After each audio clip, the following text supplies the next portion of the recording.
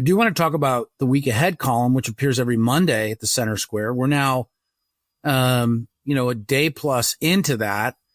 And I would say that pretty much everything that you forecast for this week has kind of come to fruition. Headline on your column this week I thought was interesting. Brace yourself for higher market volatility. You want to get into the details on that a little bit? I mean, what is it that you're seeing and what is it that has actually already come across the line?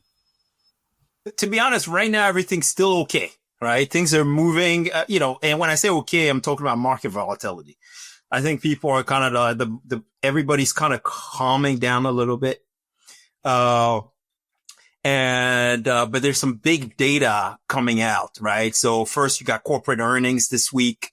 So the big corporations are reporting earnings, but also you got some economic data that's coming out. So far today, for example, we got consumer confidence actually lower. It's continuing to deteriorate. Job openings, 300,000 lower than they were last month. That's also deteriorating, but somewhat stable. Like, so in the sense that the labor market is still somewhat stable in the sense that hiring rates, have stabilized. They're still at a decade low. Layoffs and quits, still very low. And so very stable, right? Firms, businesses are not firing workers yet. But then again, this was the March JOLTS data. So this is kind of right? It's a look in the rear view mirror. The big question is whether or not the labor market holds up after Liberation Day, which we got on April 2nd, right? And whether or not, right, the implementation of these, much higher tariffs than were expected, does cause major jitters. It did. We know it did. And whether or not that actually shows up in the hard data. And the hard data is coming on Wednesday, where we're going to have on Thursday, where we're going to have the first post-Liberation Day, employment report. And I think that's going to be right now the market, forecasters expect, about 130,000 jobs created in April, which is a big downshift from 228,000 a month ago, right? And so that's kind of what, market participants expect, investors expect. We expect a big downshift in the labor market. On my own forecast, I think we're probably going to end up, somewhere in the middle, at around 150,000. I think Goldman Sachs put out a report saying they expect 140,000 jobs created, which is slightly higher than the consensus, but still a big downshift from the 228,000 jobs that were added, in March. Could we talk about the consumer confidence, number that came out? Previous month was just under 94, right? It was 93.9. It was, and I don't know how they forecast it. Maybe you can enlighten the group. It's a survey. But how do they generate a forecast for it? Anyway, it came in I'll let you answer that, but it was forecast to come in at 87.3%, which is a pretty significant drop from 93.9. But it actually, the survey itself indicates 86. That's right. So so talk to me about the mechanics of this and what's the takeaway for the totally. I mean, it's a survey. So the conference board goes out. So you have two different consumer confidence surveys. You have the University of Michigan, survey, and then you have the conference board survey. And what the conference board does is basically they go out and actually ask people, consumers, but also businesses. They have multiple surveys.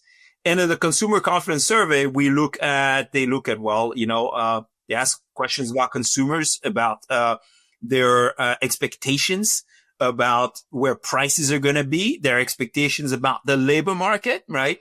And right now, the big takeaway is people are really afraid for their future income prospects.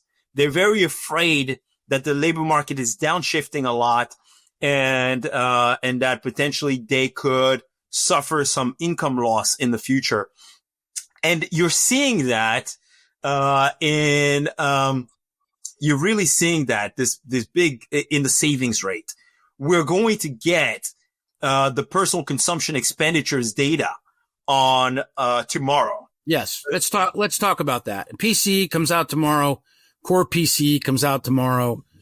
Pending home sales comes out tomorrow. There's a bunch. Personal income comes out tomorrow. Consumer spending comes out tomorrow. But let's talk about PC. There's just a lot of data, as it turns out, that is being released on Wednesday, April 30th. That's right. So the personal consumption expenditures data will show, and personal income data will show whether or not income increased, how much it increased, and then how much of that income was actually spent, right? And so you get an idea of the savings rate. Remember, when consumers expect, right, their income to fall in the future, well, they want to smooth consumption over time. And so what do? They're going to save a little bit more money because, right, we have to make sure that we have some stuff to consume if just in case our income actually falls in the future. And so when people are pessimistic about the future, they will tend to save at a higher rate. And so we're expecting, by the way, the savings rate has been on the increase. It rose, it's been rising since December. In December 24, it was at about 3.3%. And then the latest report is at 4.6%. So you start to see the savings rate creeping up. That's a little closer, more reminiscent to the kind of numbers we were seeing a year ago, where I think we were starting to catch savings rates that were actually up into the low fives. That's right. And remember, when people pull back on their spending, all right, well, what tends to happen? Well, the economy slows, right? And all of that fear, that uncertainty that we got in March, but also after Liberation Day, when we got the big drop in the stock market valuations, caused a lot of anxiety. And when people are anxious about the economy, they tend to sit on their wallets. That's exactly what's playing out in our data. And we're going to see if that trend continued in March in tomorrow's PCE report. And of course, again, this is March data, so it's a bit of a look in the rear view mirror. Right. Yeah. There's a little bit of a drag there. There's a little bit of a drag. That's right. And so, two other things that are kind of hanging out there this week, and you referenced the non-farm payrolls, right? And that being one. And then hourly wages are going to be released on Friday as well. Do you have a particular feeling on either of those categories in terms of performance, what to expect?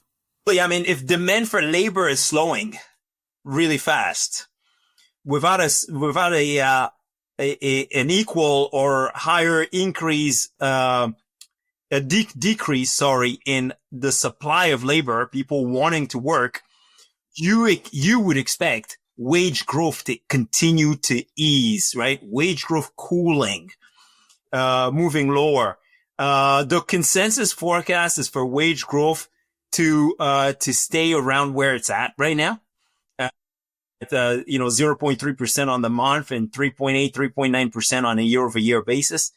But I suspect we're going to see wage growth ease a little bit more, than what we're seeing here. Remember, consumers, right? Workers, when we saw inflation expectations rising in the surveys, but essentially when people think prices are going to be higher in the future, they go ahead and try to bid up their wages, right? Because they want to make sure that their wages can keep up with the price increases. So they maintain the same standard of living. But when the labor market is frozen like it's been, when there are fewer job opportunities like we've seen in the past couple of years, and the hiring rate being at a decade low, it makes it very difficult for people to go out and negotiate higher pay increases. And so I don't expect, despite all of the rise in inflation expectations, I don't expect to see a lot of upward pressure on wages going forward.